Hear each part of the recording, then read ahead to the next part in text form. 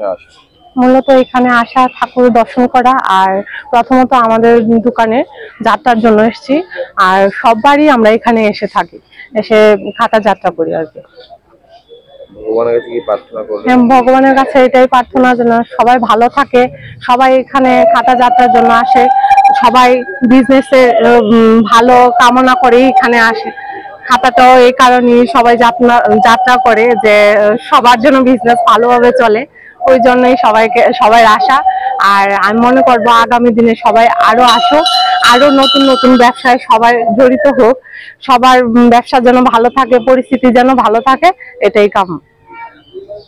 আজকে মূলত পুরাণে উল্লেখিত আছে আজকের দিনটিতে ভগীরথ মর্তে গঙ্গা এনেছিল, এবং আজকে অক্ষয় তৃতীয়া, শুভ অক্ষয় তৃতীয়া।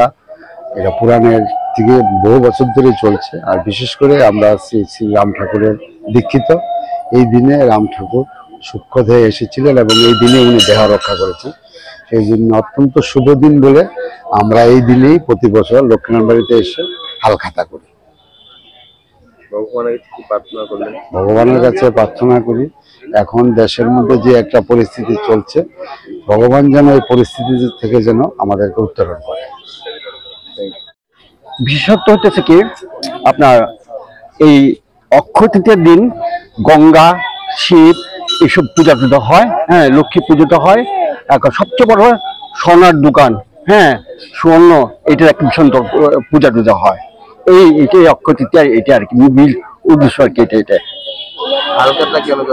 হালখাতার দোকানের যে তার যে উন্নতি, তার যে ধন সম্পত্তি, হ্যাঁ ওটার জন্য তারা হালখাতা রাখে।